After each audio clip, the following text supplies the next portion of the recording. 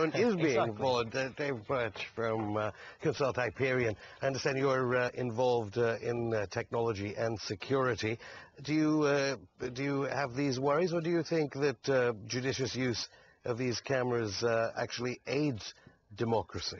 Well, I'm certain that judicious use of the technologies aids it. But and what is that judicious use? Because as he just said, public transport cards, mobile phones. You've already highlighted a couple of points I think that actually quite well. So if you take a very simple, very prosaic example, which is your transit card, the Oyster card here, actually that's actually quite a good example of how the balance should be struck. Because when you travel around using your Oyster card, your journeys are recorded. That's again, the Oyster card is this. It's the subway card. It's yeah, and they don't have them all around the world. And then after a certain time, which I think is 6 weeks, but I'm not absolutely sure, after a certain time that data's anonymized. How do we know that? Well, I know that because that's how the system works. And to me that seems like a reasonable balance, right? So if somebody gets murdered or has some kind of crime committed in the station... What about incompetence? I mean, we know in this country the head of the counter-terrorism force had to resign for showing...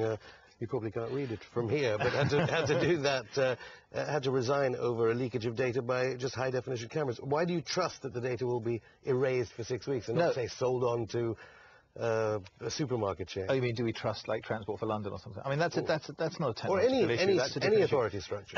What I would prefer is if we use technology to build those things into the systems in the beginning. So I agree with you. I mean, there's incompetence and people do stupid things, and we shouldn't want to have to rely on goodwill or ombudsman or whatever. But I think it's perfectly reasonable to say, actually, we don't want to be mugged or burgled or whatever, so therefore we want the technology to help us.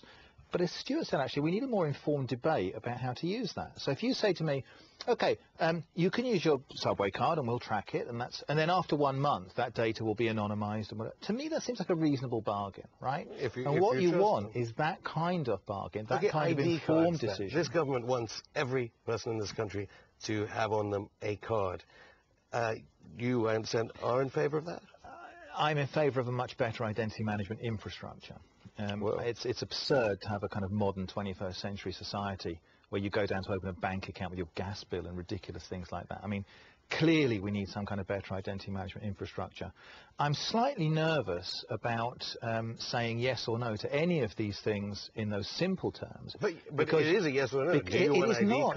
It's a much more nuanced because everyone would have to carry it or it would be pointless. Look, everyone in this room's already effectively got an ID card. Everyone's already got a phone. I haven't, right? Actually. You've got a phone. So if I'm a bad guy and I want to know, and I'm the mafia and I want to track you down, I can already find you from your phone. You know, so the idea that this historical interlude of urban anonymity can be extended. So. Yes, they do, essentially. So not in Glasgow East, actually, I remember. I was hearing it was more lower life expectancy. You also skipped over Stuart's point about the balance. So in other words, which is an argument about power within society.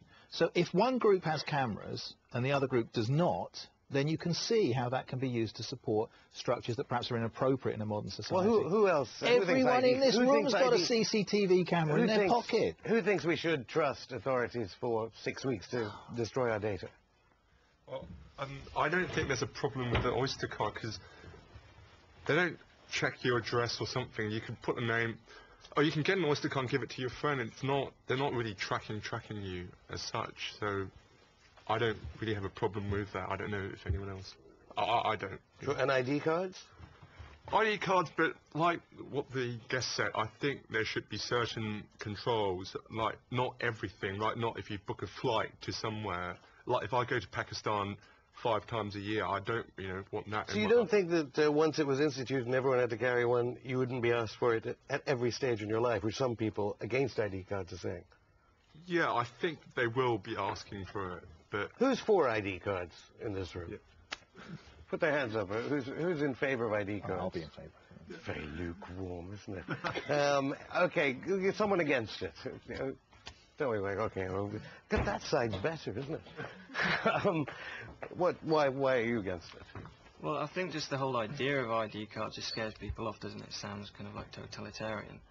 Obviously we do have so much information about us already, so it's not going to make a huge difference, but I just think all the bits of information they're talking about, I think it's just it makes people nervous, doesn't it? And also the fact we have to pay for it, or we seem to be going to be forced to pay for it, is going to be I can't really see Yeah, the payment side is another aspect. Yeah. But Google Maps has been a big cause of controversy around the world.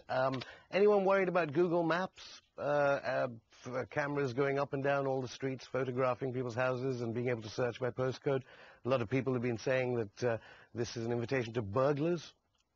None of you are. You all love it. Are you all, who likes Google Maps Street View? Why do you think Google Maps Street View is good? I mean, I've used it a couple of times, like to check places I'm going to go, and it's pretty easy because you can put. Are you a burglar? No. No. You can put in a station, and you can follow a 3D map to your destination, so you can literally learn very quickly where you've got to go, and you won't get lost and have all the trouble of reading maps like you used to. I don't honestly sit there looking over my neighbours' fences to see what they've got in their back garden, so I don't understand a lot of the fuss personally. Okay, but I mean, presumably that, allied to other forms of technology, might be able to be used in different ways. What do you think about what people are saying about trusting the government to use the data properly? If it's coming into Google Maps as well, Google Maps in general I think is alright, but it's if they get too technical with it, if they start using it to have certain people's privacy. But come back to the CCTV, I don't think we need as many as we have. Having a few for security reasons, you can detect someone's having a fight or committed a crime, but again, they're going too much into our privacy. Because Google sometimes already knows your searches. Google knows your searches. It knows if you buy stuff on that's why we have to get to the point of, can we trust them to eliminate after 6 months or not? That's the thing. We never actually know if they're going to keep us on record and keep following us up or just delete us. But there's generally a degree of trust. That's the thing. I see a great deal of trust in this government. Dave Birch, if there is this trust, of course, it is the context of this death at the anti-G20 riots here in London. That was people using the technology, as it were, against the authorities. Do you think that will somehow stem the balance? I mean, Stella Rimington, head of MI5, Secret Service agency, says the balance is all wrong. I think the issue of surveillance, which is the technical term for that, actually is much more important than the issue of surveillance. So if I'm in a position of authority and I want to abuse that in some way, what I don't want is transparency. I don't want people watching me. I think people who are more technologically, I mean, I don't want to say younger people because of the audience, but people who are more comfortable with the technology expect a more transparent society. They expect everyone to have camera phones. If you're the British government wants to bring in a law against this. Well, many governments, there are several laws about controlling the use of camera phones, but it's an unstoppable technology. Everybody has them. What are you going to do about it? If you want to do something bad, the last thing you want is sunlight. You know what I mean?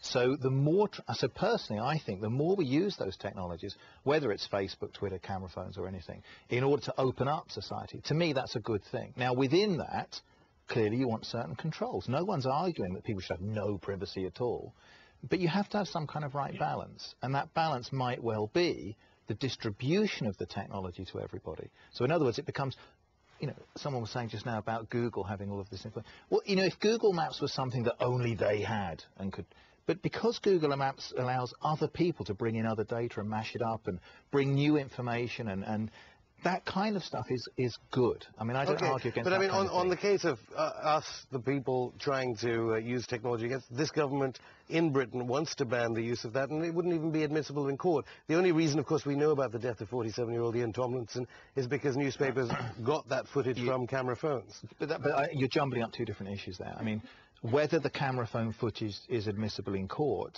is a completely different legal argument. The point is, if the camera phone footage exists in order to highlight that there's been a wrong, that's the step that we need. And whether the camera phone footage is being used by any particular group of society doesn't matter, as long as all groups have access to it. So I think by taking that technology and taking it out into people's hands, making it easier to link camera phones to Flickr and YouTube and whatever, that's a good thing, and we should be supporting that kind of thing. Who doesn't trust the government with this information? I mean, the government here wants to have information on every website we visit, every piece of email. No one down this end, are we?